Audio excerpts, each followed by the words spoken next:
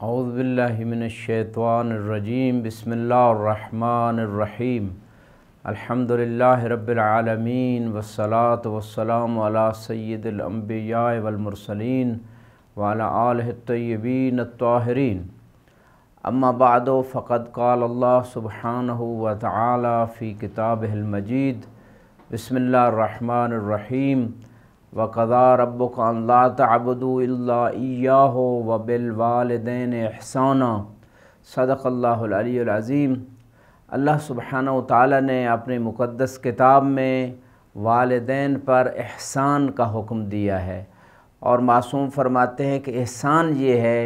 کہ والدین اگرچہ غنی بھی ہیں پھر بھی ان کے اوپر خرچ کرنا یہ احسان ہے۔ اطاعت والدین کے حوالے سے اگر بات کی جائے تو کچھ چیزیں ہماری زندگی میں واجبات اور محرمات میں شمار ہوتی ہیں، اور کچھ چیزوں کا تعلق مستحبات سے ہے۔ ہر وہ چیز جو ہمارے اوپر واجب ہے اس میں والدین کی اطاعت نہیں ہے کہ اگر خدا نخواستہ والدین میں سے کوئی یہ کہتا ہے کہ درس علم دین کا درس نہ سیکھو یا دین کی تعلیم جو مقدار واجب ہے اس کو اخذ نہ کیا جائے، یا کسی اور واجب سے روکتا ہے، نماز سے، حج، زکوٰۃ، خمس، کوئی بھی واجب ہے اگر اس سے روکتا ہے والد یا والدہ تو اس میں اطاعت نہیں ہے۔ ہاں، مستحب امور میں شریعت نے کہا ہے کہ اگر والد کو اذیت ہوتی ہے اور کوئی ایسا مستحب امر ہے والد یا والدہ تو ان کو اذیت نہ دی جائے اور مستحب امر کو چھوڑ دیا جائے۔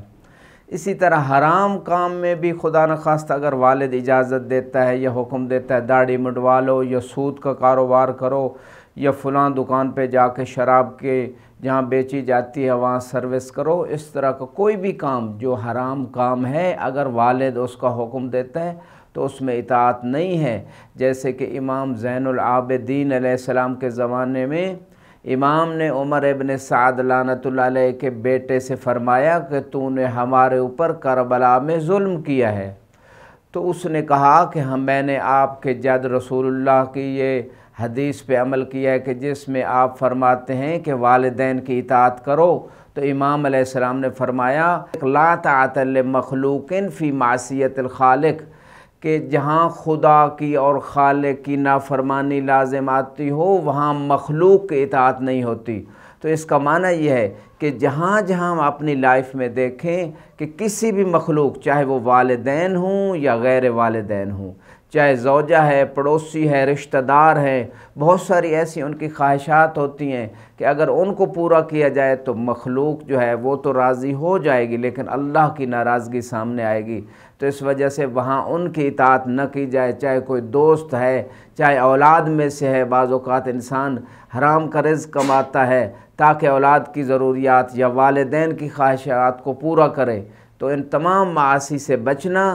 یہ انسان پہ واجب ہے، اور فقط جہاں مستحب امر ہے یا مباح امر ہے ایسے امر میں والدین کی اطاعت واجب ہے، اگر نہ کی جائے تو انسان گنہگار ہوتا ہے۔ ہم سب کو خدا توفیق دے کہ ہم اپنے والدین کے اطاعت کریں اور ان کی دنیا و آخرت کی کامیابیوں کے لیے کوشش کریں۔ وآخر دعوانا الحمدللہ رب العالمین۔